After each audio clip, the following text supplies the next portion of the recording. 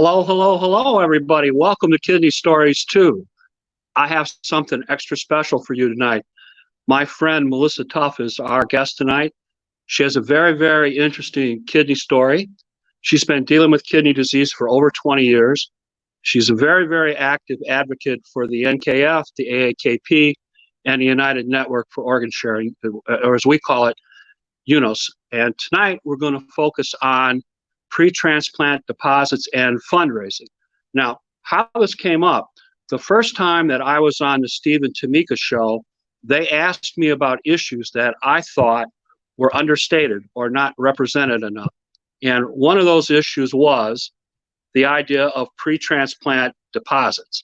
So when they told me they wanted me to elaborate a little bit more on that, the first person that I thought of was my friend Mel, because she's had a lot of experience with this. So let's bring Mel on and get the show on the road, so to speak. Hey, Dan. Hi, Melissa. How are you? I'm good. How are you? Good, good. How are things in sunny Florida? Well, it's Florida. So, we end up in the news for lots of things, and it's usually not good. And so that's kind of what's going on right now. Well, it's funny because Steve and I were talking about that right before the broadcast, and I think we came to the conclusion that we're going to stop watching the news for a little bit. So yeah, probably a good idea. Too much reality for your Uncle Jim. So, let's talk about Mel for a minute. Sure. You're a kidney patient, right? Yes, I am. When were you first diagnosed? I was diagnosed in July of 1996, just about 3 or 4 days before my 17th birthday. So you were just about 17 years old. So you were a pediatric kidney patient at that time. Yes, I was. That's another topic that they told me they want me to speak about a little bit more. Something that I brought up during the interview that I thought was understressed. So, what is the type of kidney disease that you have? What caused your kidneys to fail? Well, it was labeled as rapidly progressive glomerulonephritis, but it was actually caused by a UTI that I had sought medical treatment for twice, and I was never prescribed antibiotics. They just sent me home with pain medication and actually had told me that I had a torn stomach muscle. So I found out from my family physician that my kidneys weren't working right, and he admitted me for observation, and within like 3 days I was on dialysis. Okay, tell us a little bit about that as a young woman, what it was like when you first went on dialysis.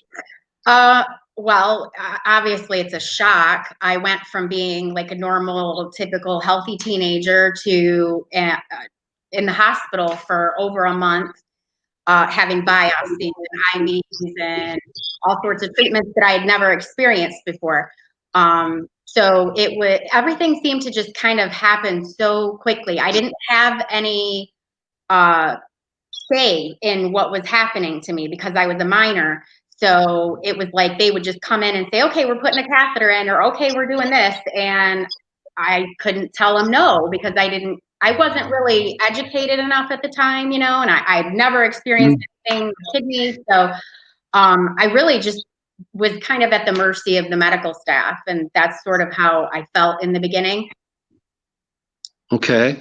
Tell me, when you were first placed on dialysis, did they place you in a pediatric unit or did they place you in an adult unit? I was in an adult unit.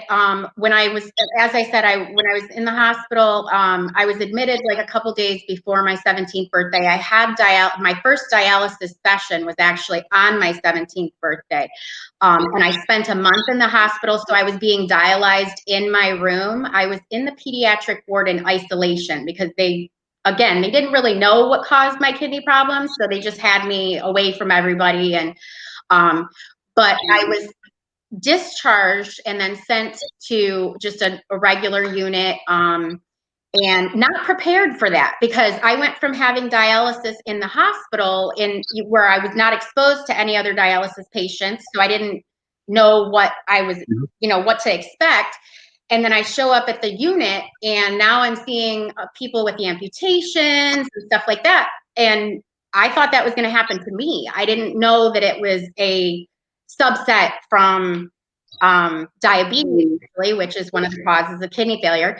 But because I didn't have diabetes, I wouldn't experience that. But nobody ever prepared me. So I walked into this unit thinking, okay, like now I'm going to have my leg or my arm cut off or something. And so it was a huge, huge shock. And I don't know that I even really dealt with a lot of it for at least a couple years, because I think I was just going through the motions. I just knew I had to go there. I had to do my treatments. I had to follow a diet. I had to take pills.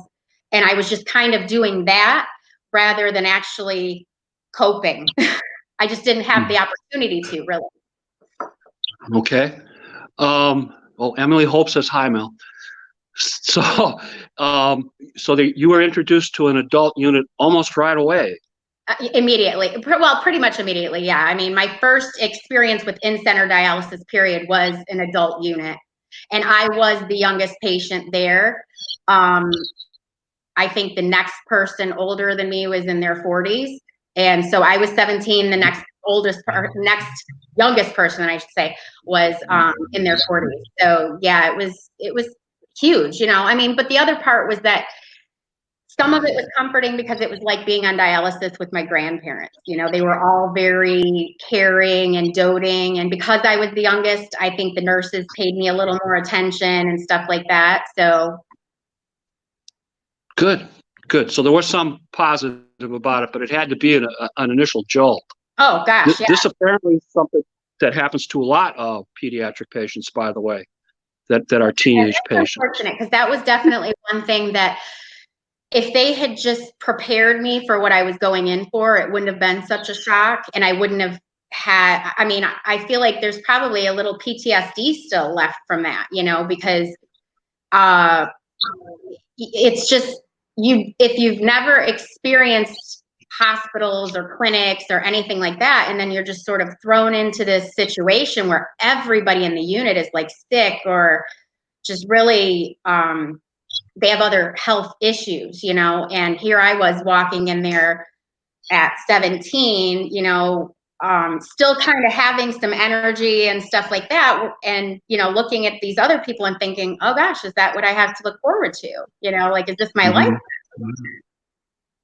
How long were you on dialysis the first time? I was on for 9 years and 3 months. Okay, that's a long wait. And of that 9 years, how much of that time were you actually seeking a kidney transplant? Pretty much right away, but I ran into some hiccups with the first hospital that I was listed with, because they were finding every excuse imaginable not to list me. And I realized after the fact that I wasn't the only one having problems with that particular hospital. And so I also found out when I ended up changing hospitals that I should have been listed as a pediatric patient initially, and I was supposed to have gotten a transplant within 2 yees. So that was very frustrating, because again, it's just information that I was never given, you know? Okay, and just so we're crystal clear, the state that you were in at the time you initially started dialysis, that was Michigan? Correct. Okay, good. So you were on dialysis for 9 years, a wait that should have been about 2. Right. Before seeking a transplant. When you were transplanted, tell us a little about that. Where, when, all that kind of happy stuff. Sure. I was transplanted at University of Michigan in Ann Arbor, and it was October 7th, 2005. And honestly, just it was an amazing experience, to be honest with you, because the hospital cared for me so well. I was called on Thursday evening to tell me that they had a match, and this was I think my third call, but the other 2 were sort of dry runs. I was like the backup.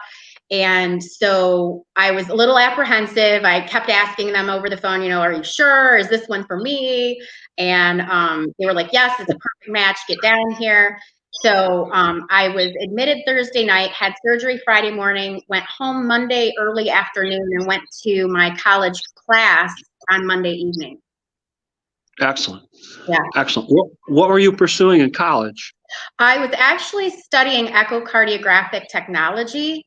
And the main reason that I ended up going to college was when I started dialysis, I was actually already living on my own. And I had dropped out of school so that I could work full time. And I ended up basically going to college so that I could learn all the terminology that the doctors and nurses were throwing at me and not explaining. So that was like my main motivation as far as why I ended up going to college, was just so I could educate myself more on my condition and the terms that were being used. Okay. And as I recall, you and I are both grocery kids, right? My parents were in a grocery business in Cedar Lake, Indiana. You were working for a grocery store at the time? Yep. Okay, good. My memory's not failing me, Mel. I'm getting older, but it's not failing me. How long did the transplant last? I had 3 solid years with no issues, and then I had a rejection episode, and I had no idea I was in rejection. They called me because they had gotten my recent monthly labs and saw that my creatinine was elevated, had me come down to the hospital. I ended up spending a month in the hospital. I got several thymoglobulin treatments, which I actually had a reaction to. So they had to infuse them over a longer period of time, and I had to have someone in the room with me while I was getting them. But they ended up buying me time, basically. So they didn't think they'd be able to reverse the rejection initially, but they were able to get my creatinine down from 17 to 2. And that was pretty much my like new normal for the next 7.5 or so years. So it lasted a total of 11 years. Okay. Wow, that's pretty good. Yeah. I definitely don't complain about that, because I know people that have had transplants that's only lasted like 2 or 3, and some have lasted 20 or 30. So 11 was a solid number. I was told when I was first transplanted that my expectancy was 5 to 7 years. So I got more than they had proposed after my initial transplant. So. Okay. In the meantime, in this 11, 12-year period, did you change residences at that time? I did. The worst thing was that this rejection probably couldn't have happened at like a worse time. I was going through a divorce. And after spending the month in the hospital, I came back and returned to work only for my employer to fire me because I had been out for a month. And even though I was on FMLA, they just found some BS excuse to let me go because they were worried that I was going to keep missing time, knowing that I had this existing health condition. So I ended up getting let go. I lost my house, I lost my car. So I ended up having to move to Florida and live with my dad temporarily for the first time in my entire life. Okay, so you ended up moving to Florida. Yes. See, and now I know why, it's just not your last name. You really are a tough girl, aren't you? I almost feel like that I married into that name for that reason, because things have just not really ever been easy, but it is what it is. We play the hand we're dealt. Right. Okay, so we're in Florida now. Did you end up back on dialysis? Which is kind of a silly question, I know, but immediately, no. I was in Florida for about 5 years. Yeah, like 5 years before I ended up going back on dialysis. But I had already began researching like transplant centers in the area, because the other thing is that the listing regulations are different in every state. Like in Michigan, because their list is longer and they have less donors, you could be listed at 20% function there. Well, in Florida, you had to be below 15% before they'd list you. And I was like teetering on that line for a long time. So I wasn't able to get listed when I first moved here. I had to like basically get worse before they would put me on. Okay, gotcha. Um, when I was transplanted, one of the things I had to go through, part of the process, is they asked me questions about my financial status and my insurance status. The transplant center ask you about financial status, insurance status, those kind of things? Oh, absolutely. In moving here from Michigan, I actually lost my secondary coverage. So when I moved to Florida, I was Medicare primary, and then I had a share of cost Medicaid. And actually, I didn't even get that until I started dialysis again. So I was Medicare primary when I first moved here and had no secondary coverage. So the Medicare or the Medicaid from Michigan, Florida was different because all the states can be a little different under the federal law. Okay. Yep. So as a result of their questioning, was there anything that the transplant center required of you? Yeah, actually, in addition to having a care team, which was difficult for me because I had just relocated from Michigan, and not too long after I moved here, my dad ended up moving back to Michigan. So I'm down here by myself, like I have no family. And so in addition to the care team, they went through my financials, and at the time that I finally was able to get listed, I had just started dialysis, so I wasn't able to work because I worked in the medical field and it was very taxing on me. So I was told that I had to have $12,584 in my account before I would be considered financially eligible for transplant. Okay, this is the part I want to make sure that people understand. This is the meat of the issue that we're discussing tonight. Mm-hmm. You had to have a certain amount of money Yep. in an account. Now, that was your account or their account? Well, initially they said it was my account, but then of course I explained to them that getting Medicare and any type of assistance like through state, even share of cost Medicaid, I couldn't have $12,000 in my account. I also, not having any family here, I didn't have anyone very close to me that I could trust to put that money in another account so that it wouldn't be, in my name. So it ended up kind of leaving me feeling lost, initially. I had no idea how I was going to do this. And I ended up just kind of doing some research and came across the nonprofit that they would hold the money and I would send them my bills and then they pay it. Okay. So let me make sure I understand this. Mm-hmm. You were required by your transplant center in Florida to put up a certain amount of trust in what probably is the equivalent of a trust account. Yes. And if you didn't put that amount of money up, you could not be listed and you could not obtain a transplant. Correct. So in effect, they made a decision that financially, in order for them to give you a kidney, you would have to pay them so that they were certain that costs were covered for transplant surgery and for post-transplant medications. Yep. The financial coordinator actually, she literally sat there with one of those CPA calculators and was adding all the stuff up to get to this number. That's why it was very specific. I was just kind of like $12,584. Like, how did you come to that? And it was the 6 months share of cost of my Medicaid, the donut hole portion of my prescription coverage, because apparently once they pay like $4,000 in prescriptions, I have this other portion that I'm now covered, So, and the 20% co-insurance of the Medicare. So that was how they came to that figure. So Medicare covers 80% Correct. of the costs. The other 20% of the costs are either picked up by your insurance, Medicaid, or the poor patient. Correct. Okay.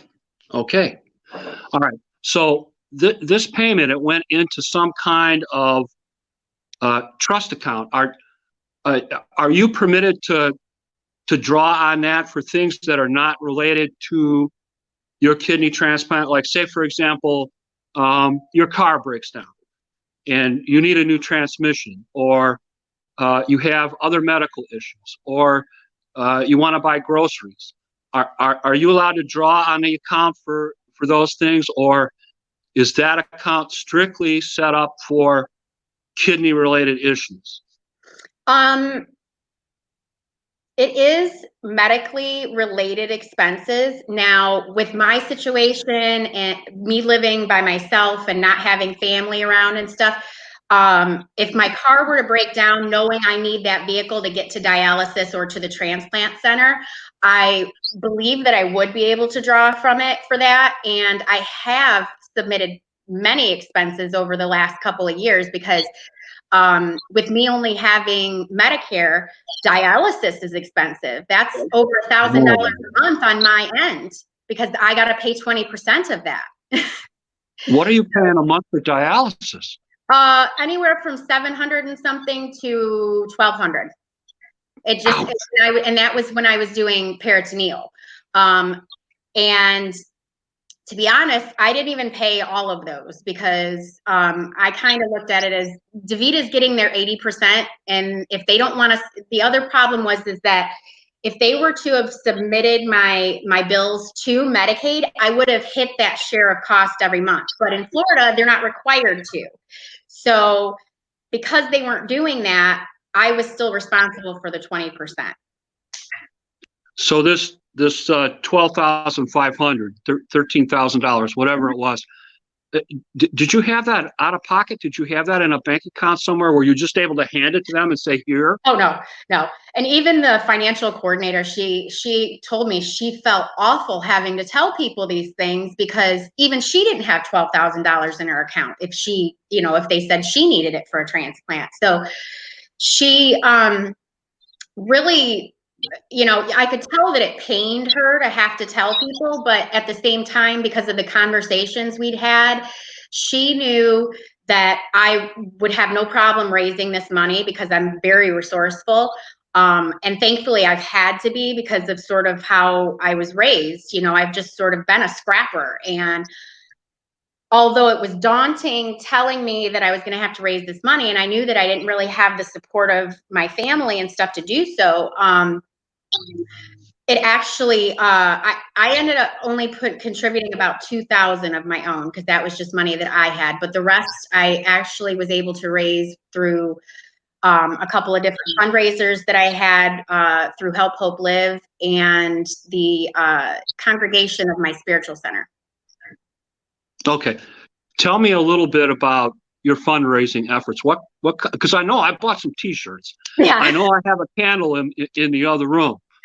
Okay. So I know that there's different things that you have done. Oh, Gary says hi, by the way. Oh, hi, Gary. Gary Bodenheimer. So tell us a little bit about some of these fundraising efforts, some of the things that you've done, and some of the things that your religious family has helped you with. Sure. How would you describe it? Well, like I said, I did some research into some organizations because the first thing that most people go to is GoFundMe. And I ended up finding out that the money you raise with GoFundMe, not only did they take out a significant portion of fees, but that money can be counted as your income when you raise a certain amount. And it's also, it's taxable. So if I would have raised this $12,584 with all through GoFundMe, I would have had to pay taxes on it at the end of the year, and it would have been counted as income towards me. So I ended up finding the organization Help Hope Live, and they're a nonprofit, and I could work under their umbrella so that I could solicit donations from businesses and individuals, and it would be tax deductible for them, whereas GoFundMe isn't. So I had a fundraiser at my spiritual center, which actually they had offered to do it because we have like quarterly events there. And so they turned their Halloween party into a fundraiser for me. And between that, private donations that I got from individual congregants, and then as you mentioned, I did t-shirt sales, I did candle sales, I made jewelry and sold that. So there was a variety of things that I did to raise the money. And within, I would say about 4 months, I had over the $12,000. So. Wow. Wow. That's amazing. Yeah. Because like I said, initially, not because I don't have a huge social circle down here. Because again, you know, I was new to Florida. I only knew a few people from work, and my family had moved back up north. So this was pretty much all on me. You know, everything that I had to do as far as the fundraising, I was doing it, which also made me a little uncomfortable because, you know, people tend to be skeptical when you're raising money for yourself sometimes. But the benefit of using this organization, Help Hope Live, is that that money goes to them and then I'm not using it. They use it for my expenses. So I send them a bill, they pay it. Or if I've paid something, I can send them my receipts for reimbursement and they'll send me a check. Okay. So if someone else ends up in this situation, Help Hope Live. Yeah. Did I get that right? Okay. Poor Uncle Jim. You can recommend them? Oh, then, absolutely. right? I mean, they've been amazing, to be honest with you. They have coordinators that will help you plan fundraisers. They will put together all of the media that you need for it. Like they made me posters and stuff I've done a yard sale. They made me posters for that. I did, like I said, the Halloween event. They made posters for that. So they've just been, I honestly don't know if I would have been able to do it without their assistance, you know, because it is a little overwhelming when you're doing it yourself. And I didn't even know where to start. So their guidance was beneficial in the beginning for sure. And even now, if I have a question about something, you know, like you were mentioning, like if my car broke down or something, I can call and get somebody on the phone and they'll have an answer for me right away. Like I had to call them about hotel expenses, because that's the other thing. Both hospitals that I'm listed at are over 2 hours away from me. And if you're over 2 hours outside of their hospital, you have to stay in the vicinity of the hospital for 4 to 6 weeks after transplant. So that was another expense that wasn't included in that $12,584 that I would have to incur. And Help Hope Live allows me to raise funds to cover that too. Okay. And just so we understand your current status, are you working at this point in time? No. Okay. And how long have you been waiting for a transplant, the second wait? It has been almost 5 years now.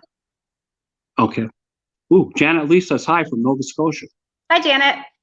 So 5 years of waiting. Where are you listed, Mel? I'm listed with Tampa General Hospital and Cleveland Clinic, Florida. Okay.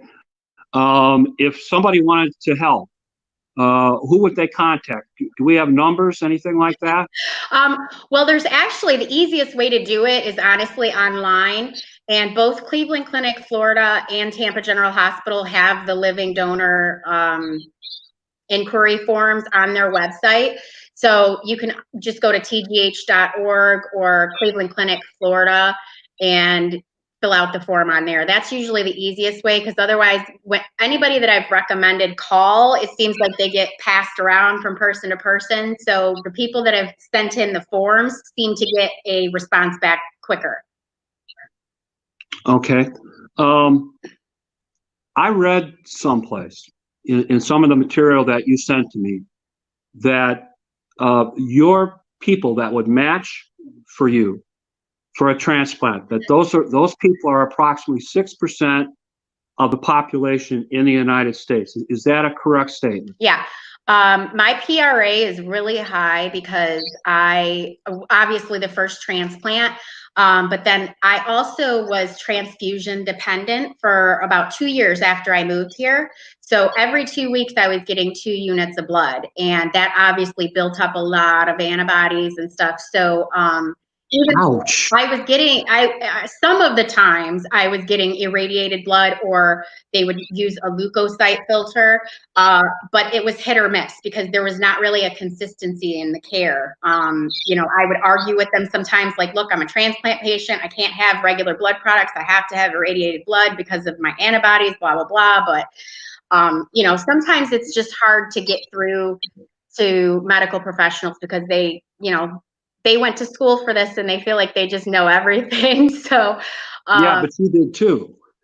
well, I know my body, and and I know what my experience has been and what I was told by my transplant clinic, and now I'm being treated at a entirely different hospital. So obviously their procedures are different. And so, yeah, I spent a lot of time arguing about that, but that's basically what resulted in me having such high antibodies, was mainly the blood transfusions.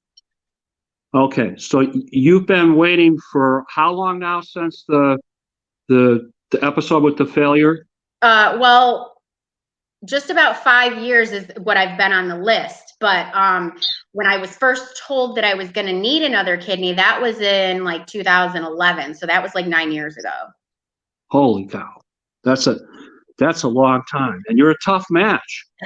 Yeah. And I was told that when I was up in Michigan, and that was, again, what sort of prompted me to start looking into moving to Florida, because I was told that my wait in Michigan was going to be 7 to 14 years for a second organ. And so obviously I was like, okay, well, I can't wait that long. I waited 9 years the first time. I don't really want to have to wait 7 to 14. I mean, not being impatient or selfish, but it's just a logical feeling. You don't want to have to wait that long if you don't have to. So I looked into Florida, and their average wait time when I first moved here was 3 to 5 years. So I'm already at the end of that 5 years and still haven't gotten matched. Well, I'm going to tell you, in my heart of hearts, I really believe this is going to happen for you. Oh, I have no doubt that it will. I know that my purpose isn't done here. No, not at all. I don't believe that. I really think it's going to happen. Okay, let's talk about your dialysis history a little bit since the time that the kidney failed. I know you've been through a little bit with your dialysis stuff. Can you explain to us what's happened? Sure. Well, when I was on dialysis for initially the 9 years, I was never told about home options. And I was really upset about that going into it this time, because if I had known that was an option all along, I would have been doing that back then.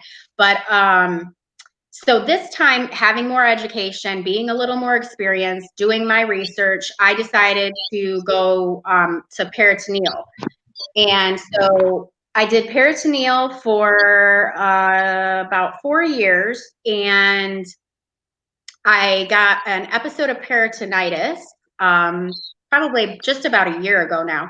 And shortly thereafter, I ended up getting a tunnel infection. So I had to have the catheter removed, had a new graft placed, and I'm now on in-center hemodialysis, and I begin training for solo home hemo on the 13th. Okay, I understand now that you actually insert your own needles. Is that correct? I do. And I actually removed my own needles for the first time today, because they had the longer ones so that I could, get them out myself. Because obviously the shorter tubing, it's hard because my graft is in my upper arm. You can imagine it's hard to try and take a needle out like at this angle. So sure. Longer needles, the longer tubing allows me to grab it like from basically down around my wrist area, and I can just pull like that and pull it out. So it's awkward, but other people do it, so I know I'm fully capable of doing it. Okay, that's great. So people understand when we're talking about dialysis needles, are you on a 15 gauge needle or something else? 15s, yes. And it's funny because when I was on dialysis the first time, I didn't even know there was different needle sizes. I started on 14s, and that's all that I had was 14 gauge needles. So this time, like my first couple times, I used 17 gauge, but now I'm doing the 15s, and they're not that bad. And I'm allergic to the cream to numb your skin. So I've had to just do it from day one without any type of numbing or anything like that. Okay, so you're, like I said, you're a pretty tough girl. Yeah, I just have to be, I guess. Okay, now I also read, because your Uncle Jim reads your stuff. I also read that recently you've changed dialysis centers. Can you Yeah. talk about that shift a little bit? Well, I've been with DaVita pretty much almost the whole experience with dialysis. Like when I first started in '96, DaVita wasn't even in place, I don't think, because I was having dialysis in a center that was owned by the hospital in the hospital. And I just started to realize that I'm a number. I'm a number. I'm a form of payment to them, and my care was just, I felt like being pushed to the wayside. And the entire situation with this recent infection that I had in my tunnel was what prompted me to change clinics and I actually changed nephrologists because of it, because I had seen my nephrologist in the DaVita clinic like 3 days prior and told her that I felt like I had an infection. And she looked at it.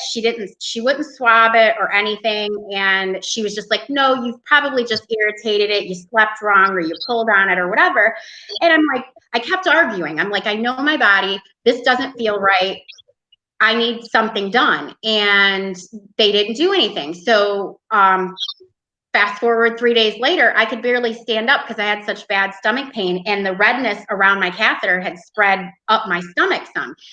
So I ended up going to the ER, and sure enough, my surgeon came in and said, yeah, you've got what looks like a tunnel infection, and I will probably have to remove this and some additional portions of your skin and your stomach, because if those areas are infected or abscessed, I have to take all that out. Ouch. Yeah. I remember seeing a photograph on Facebook of your stomach, and it looked like a huge hole. Oh, there was three huge, a little bigger than golf ball size holes. I mean, you could literally stick a golf ball in them. That's how deep and wide they were. So I should tell people, on Facebook, you really should follow Mel if you have an interest in kidney disease, because she's very good at making videos and showing you things and explaining things in layman's terms so people can understand them. And she's not afraid to use herself as an example. So that's one of the reasons I admire you so much as an advocate. Let's shift. If one less person has to experience the things that I've had to, then, it's all been for good reason then. Right. Let's shift gears a little bit. I understand that recently you have put up a new website. Can you tell us about that? I did. Originally, my website was Mel Needs a Kidney, because I was just really focused on finding a match, and I knew that my chances were pretty low, so I was focusing on that.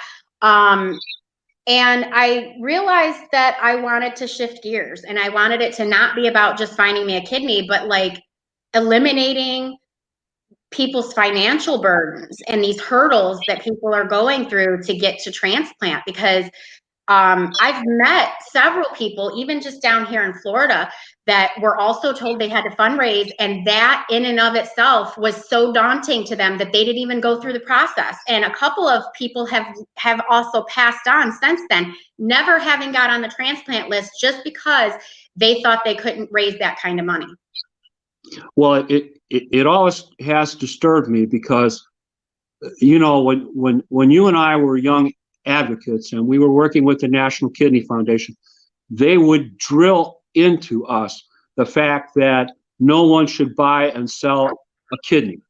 Right. That other kinds of accommodations were okay, tax breaks, reimbursement, that sort of stuff. But selling a kidney like they do in Iran, since my friend Steve likes the international thing, selling a kidney like they do in Iran is strictly verboten. And here, when people go to a transplant a center and they're either sickly or poor, or in your case, for example, a shift in Medicaid coverage, a shift in insurance coverage, and you're dealing with being alone at such a young age, they're telling you in effect that to get on the list, you are going to have to pay us. You are going to have to put up a certain amount of money up front. And from everything I've read, that's approximately 15,000 to maybe 30,000 Yeah, so on in all average. actuality, it's almost cheaper for you to just go buy a kidney from Iran.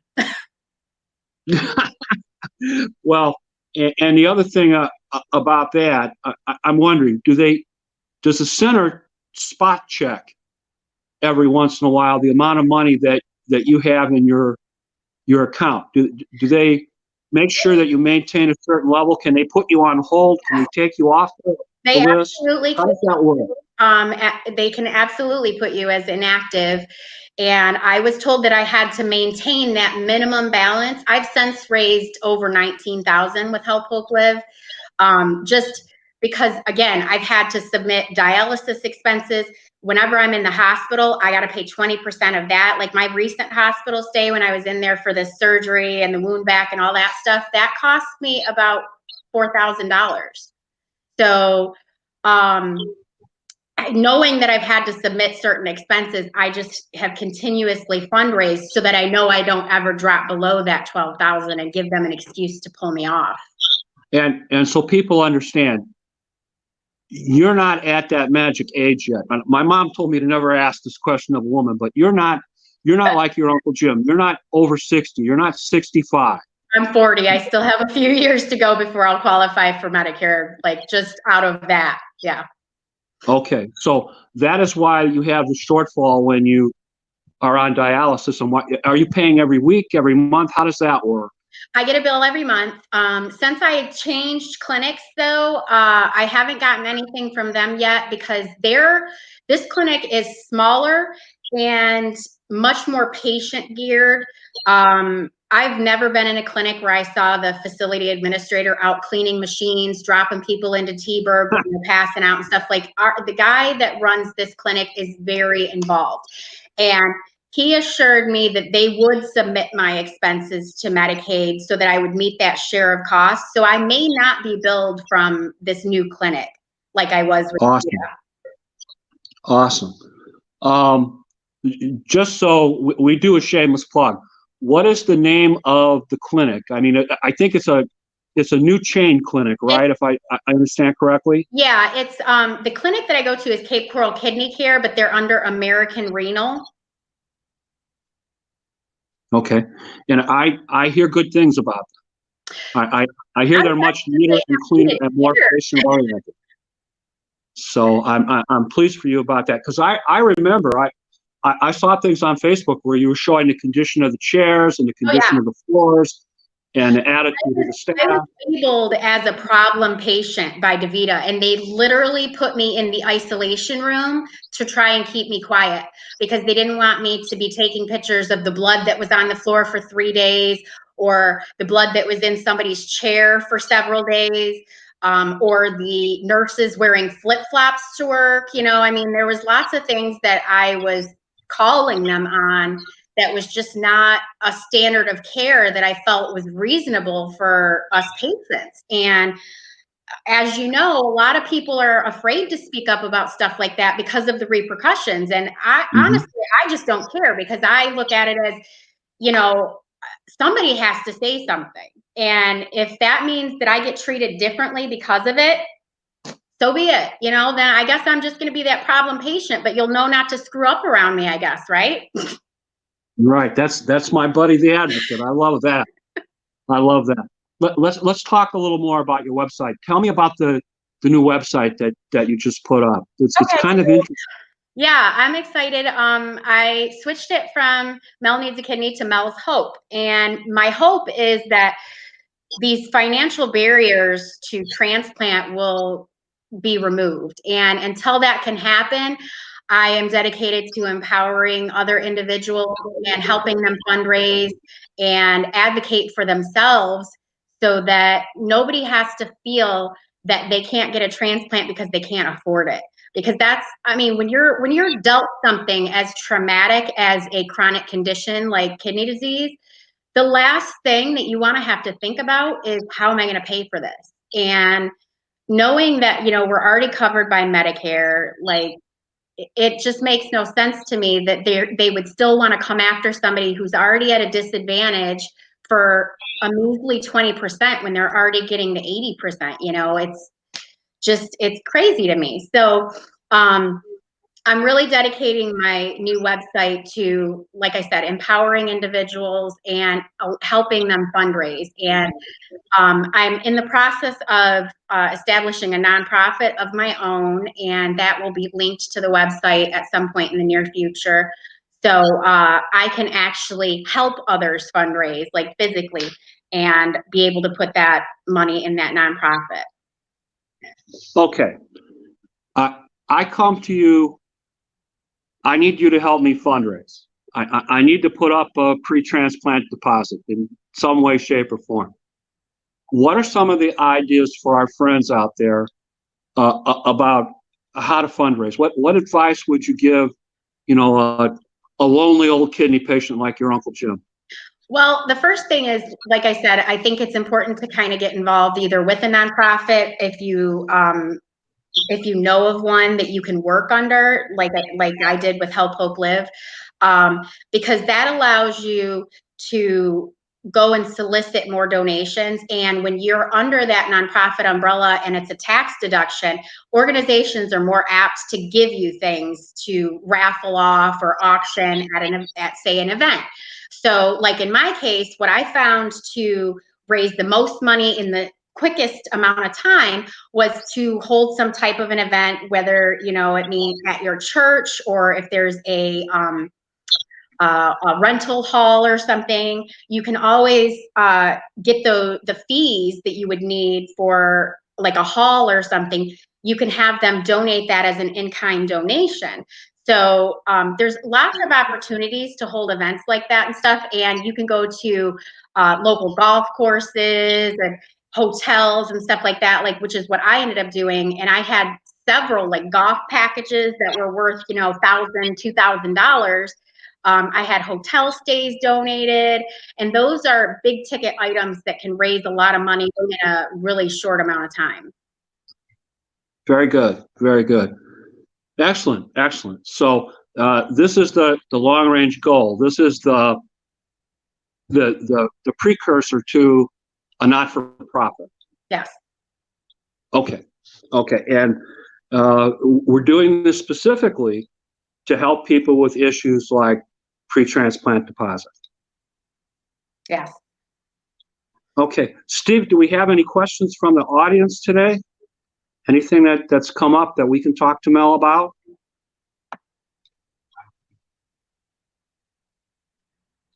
Steve's kind of quiet. Okay. I'm going to let you go then Mel. Nope. Nope.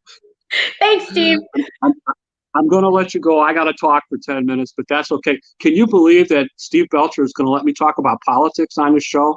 Can you imagine your Uncle Jim talking about politics with a straight face? Subject, and I'm glad that I'm exiting it right now, then, because there's a lot of politics in Florida. Okay. Yeah. Yes, there is. Yes, there is. But I did want to say thank you. I appreciate very much your coming on, and I appreciate you educating us about this very important issue. And my position is that transplant centers should not charge people to remain on the list, get on the list, stay on the list, or get transplanted. That is contrary to our whole philosophy. It's un-American, frankly. Yeah, it's undemocratic. So I'm going to talk about that for about 10 minutes, and then right. Steve's going to kick me off. No worries. I knew right away when this issue came up that I had to have Melissa Tough because I knew that you would explain it well. Well, thank you. I appreciate you thinking of me, and thank you, Steve, for having me on the show. Okay, you take care, Mel. We'll talk soon. Thanks. You too. Bye now. All right, everybody. Let's talk a little bit about this. A little politic, if you will, kidneys and politics. Why do transplant centers require pre-transplant deposits? Well, because they want to make sure, first of all, that you can afford that kidney transplant. And second of all, that you can continue to pay for the anti-rejection medication after they give you the transplant. So And what kind of costs are they charging you? You know, they charged Melissa $12,500. I wrote a blog about this. I'm going to recirculate it. Wrote it last October. The cost generally runs between $10,000 and $30,000. That's a lot of money to have to come up with. And you could see from our guest that you know, she fought mightily to raise that money, raised almost 20 grand, and still has to kind of maintain that balance. And they do check on it, and they can put you on hold. They can remove you from the list. You know, they can say you're uncooperative, all that kind of happy stuff. So here's the problem. Requiring pre-transplant deposits eliminates needy people, sickly people, and poor people, even though they might otherwise be very, very good transplant candidates. And wealthier people and people with better health insurance are more likely to get transplants, even if they're not as good a candidate in some places. So we're talking about people that make approximately 60 to 90K a year. So, you know, there's a study that's been done on that recently. So, so numbers, there are about 93 of us, we're sitting here today waiting for a kidney transplant list. The average wait time is between 3 and 5 years. If you're in a place like California, you might wait as long as 10 years on average. More populated places, more people, more demand. 12 to 13 people, depending on who you believe, die every day waiting on that list. So you can see there's, you know, 100,000 people or so on the list. And last year they transplanted about 20,000 people. So there's a kidney shortage. You know, in a medical procedure, if you were only converting, you know, 20% of the time, most procedures would consider that a failure. You and I get a kidney transplant, we get our name in the newspaper, right? I mean, because that's really, in a sense, how rare that is. So 2018, they did about 21,000 transplant. The average cost runs about $260,000. Your anti-rejection medications, Medicare is paying about $17,000 a year. The average cost to your normal everyday patient is around $2,400 a year. The average cost to be on dialysis is around $100K a year per patient that's on dialysis. So as you can see, there's a big discrepancy there. I mean, for an individual, you know, you're only paying about 24, 25 grand a year for anti-rejection medication. At the same time, Medicare covers all of the costs of dialysis. They only cover your, yes, Gary reminded me, Gary Bodenheimer, we need the Living Donor Protection Act. You know, don't be afraid to go to the NKF site and write your congressman, write your senators, and tell them that to vote yes. And before Cyrus the Virus showed up, we had a better than average chance of getting that passed this year. So our advocates, guys, our fingers are still crossed for all of us. But so you understand, Medicare will only cover those costs, your anti-rejection med costs, for the first 36 months. And then either your other insurance has to pick up, Medicaid has to pick up, or you are on your own. And that's a tragedy. So, you know, like Mel told us, 80%, 20%. Medicare will pick up 80, then you're responsible for that 20.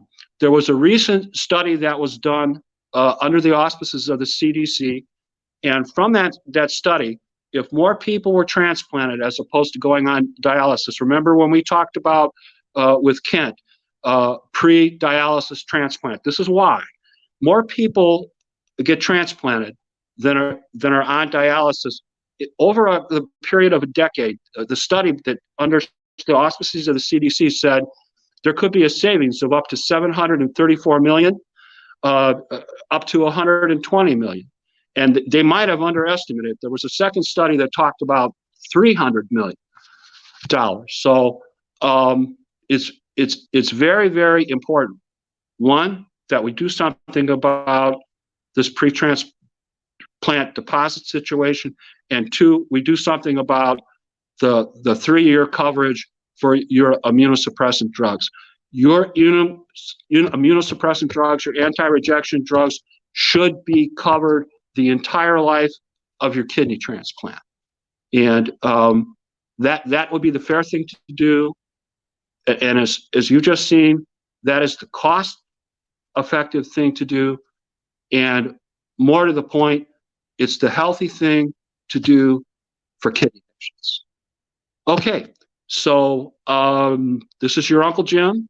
I appreciate you taking time to tune in. I hope you found this helpful. The next time I'm on, I think, is the 24th of April. We have something extra special for you.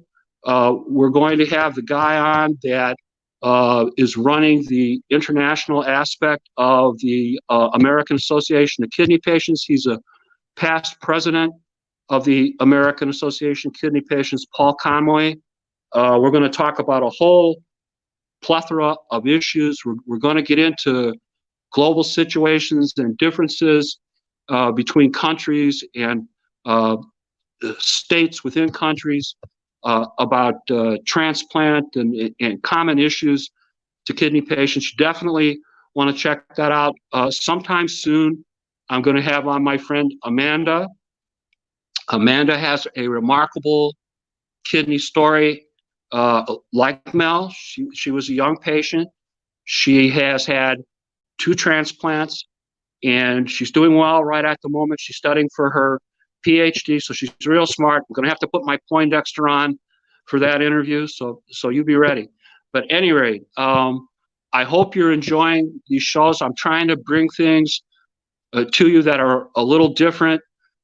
Maybe you're not familiar with. I'm trying to raise some issues that are not common or not commonly discussed or not discussed enough in the kidney community.